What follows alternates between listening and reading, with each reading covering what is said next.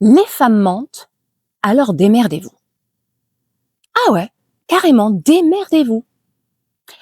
Alors, comme moi je suis toujours un petit peu dans mon monde de bisounours, j'ai demandé à ce monsieur de préciser sa pensée.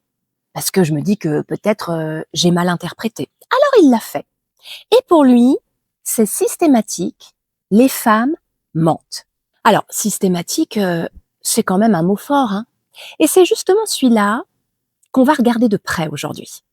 Mais avant ça, un petit peu de contexte. Ce commentaire, je l'ai reçu sous la vidéo où j'expliquais qu'une de mes clientes, après avoir subi a aussi subi des propos inacceptables de la part de son médecin traitant.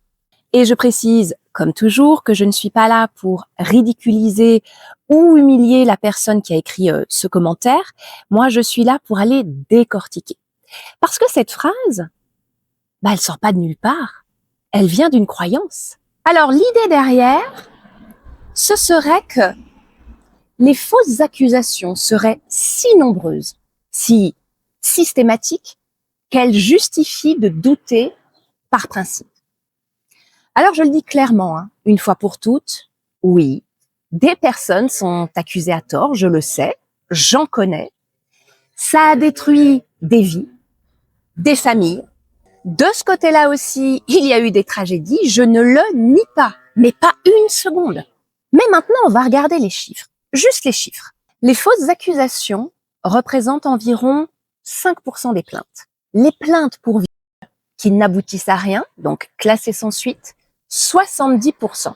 Et quand on parle de violences sexuelles sur mineurs ou d'inceste, on est respectivement à 3 et 1% qui débouchent sur une condamnation. Il n'y a pas comme un petit déséquilibre. Donc, pendant qu'on répète que les victimes peuvent mentir, eh bien, elles doivent encore raconter, justifier chaque silence, chaque absence de preuve, chaque réaction qui collerait pas à l'idée qu'on se fait d'une vraie victime. La présomption d'innocence, elle protège l'accusé. Et c'est nécessaire. Mais en face, il n'existe aucune présomption de victime. Elle doit convaincre, elle doit se battre, parfois pendant des années. Alors que l'agresseur, lui, il est toujours en liberté. Cette phrase, elle a l'air anodine, hein. Un commentaire de plus sous une vidéo de plus. Mais ce n'est pas rien. Cette croyance-là que les femmes mentent, répétée, banalisée, partagée par des milliers de personnes qui pensent dire vrai, c'est elle qui nourrit le déséquilibre. C'est elle qui fait que la parole d'une victime part déjà avec un handicap.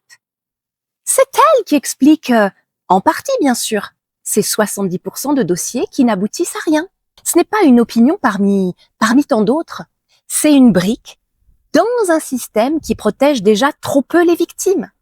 Alors moi, ce que je propose maintenant, c'est de voir les choses autrement sur ces fausses déclarations. On vient de le voir, 5% en moyenne sont des fausses déclarations. Ça veut dire qu'une personne sur 20 ment. Mais, et les 19 autres, elles disent la vérité. Et pourtant, elles sont accusées de mentir. Alors, je vais dire une chose à toi qui as écrit ce commentaire, et puis aussi à toutes les personnes qui pensent comme toi. Vous trouvez ça terrible d'accuser quelqu'un à tort? Moi aussi. Alors là, on est entièrement d'accord. Mais quand vous dites « les femmes mentent », eh bien, vous faites exactement la même chose. Vous accusez à tort 19 personnes sur 20. Vous êtes en train de commettre, à bien plus grande échelle, l'injustice précise que vous prétendez dénoncer. Alors, il est peut-être temps de remettre l'église au milieu du village. Parce qu'à ce compte-là, la vraie question, c'est pas « est-ce que les femmes mentent ?» mais c'est pourquoi on continue à y croire. Alors que les chiffres, accessibles à tous aujourd'hui avec les derniers événements, eh bien, ils disent le contraire. Qu'est-ce que ça vous apporte de vous accrocher à cette croyance? Qu'est-ce que vous auriez à perdre à la lâcher?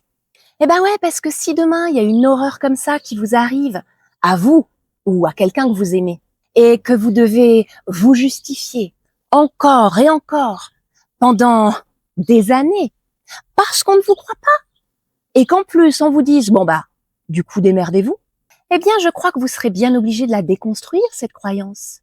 Très vite, hein, par nécessité. Alors autant le faire maintenant, non? Pendant que vous, ça ne vous coûte rien, alors que ça coûte énormément aux victimes. Aujourd'hui. Derrière chaque phrase, il y a une croyance. Et certaines croyances n'ont plus leur place aujourd'hui.